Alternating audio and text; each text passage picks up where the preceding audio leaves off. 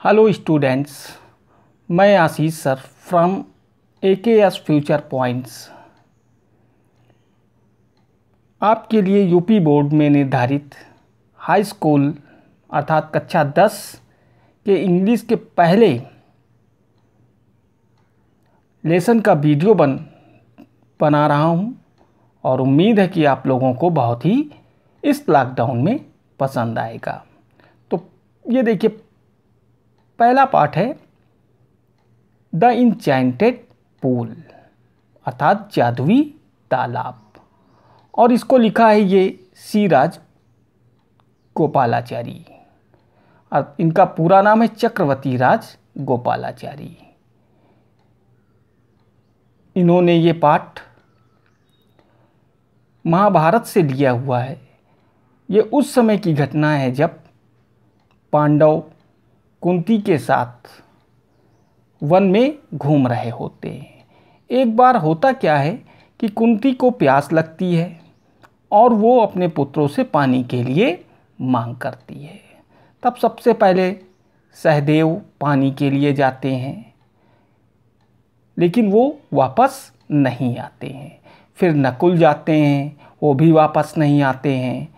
भीम जाते हैं, वो भी वापस नहीं आते हैं। अर्जुन भी जाते हैं, वो भी वापस नहीं आते हैं। तब अंत में युधिष्ठिर को बहुत ही चिंता होती है और वो स्वयं जो है पानी के लिए निकल पड़ते हैं। तो इसकी शुरुआत कहाँ से हो रही है? हाँ, ये देखिए, Yudhishthira waited for his brothers in anxiety and thirst. Yudhishthira ने वेटेड फॉर हिज ब्रदर्स अपने भाइयों का इंतजार किया इन एंग्जाइटी एंड थ्रस्ट, यानी प्यास और चिंता से अपने भाइयों का इंतजार किया और विचार किया, can they have been subjected to a curse. क्या वे एक सब्जेक्टेड टू ए कर्स का मतलब ये होता है कि क्या वे अभिशाप के अधीन हो गए हैं, अर्थात क्या वे एक सांप से ग्रसित हो गए हैं, और अथवा they still wondering about in the forest in search of water. अथवा क्या वे अभी भी पानी की तलाश में भ्रमण कर रहे हैं। कैन दे हैव फेंटेड, क्या वे मूर्छित हो गए हैं, और डाइड ऑफ थ्रस्ट, अथवा वो प्यास से मर चुके हैं। ये सारी चिंताएं जो है युधिष्ठिर को हो जाती हैं। Unable to bear these thoughts, ऐसे विचारों को सहने में असमर्थ होकर, and driven by an overpowering thirst, और अत्यधिक प्यास से पीड़ित होकर के, यानी व्याकुल होकर के।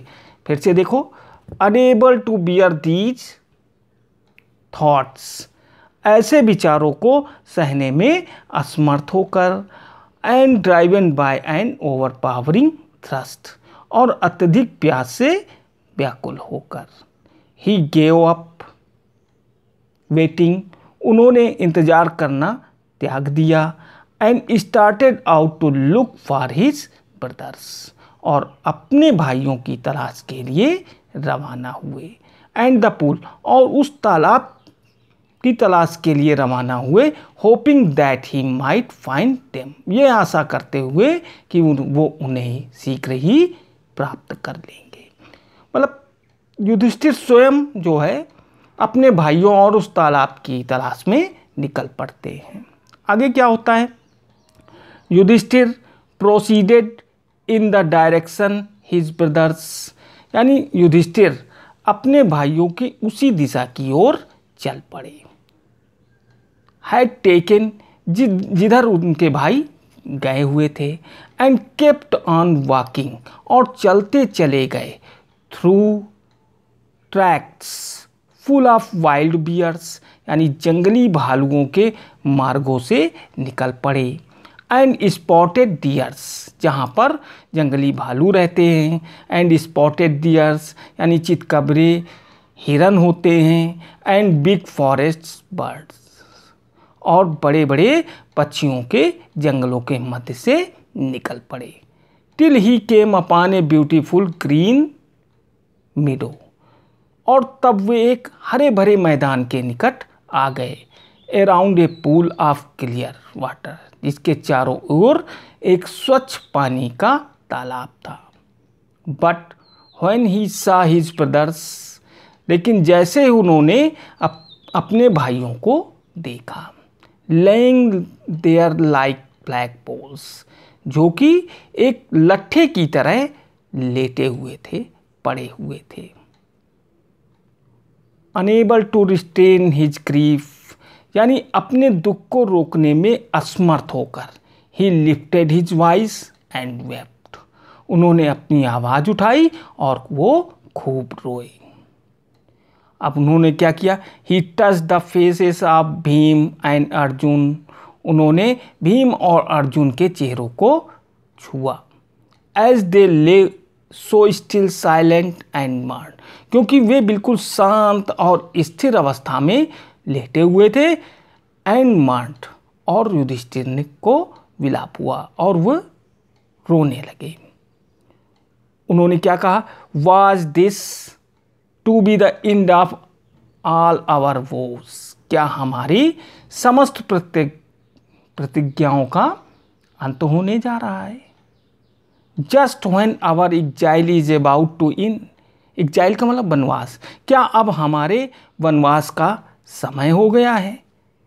You have been taken away, जिसे तुमने, यानी ईश्वर को वो जो है दोषी करते हुए, ठहराते हुए कह रहे हैं, you have been taken away, जिसे तुमने हमसे छीन लिया है। Even the gods have forsaken me in my fortune, यहाँ तक कि ईश्वर ने भी, यानी देवताओं ने भी दुर्भाग्य में, मिसफॉर्चून का मतलब दुर्भाग्य होता है, यानी दुर्भाग्य में मुझे त्याग दिया। फॉरसेकन का मतलब त्याग देना है, यानी फिर से देख लो, even the gods have forsaken me in my misfortune, यहाँ तक कि देवताओं ने भी दुर्भाग्य में मुझे त्याग दिया है।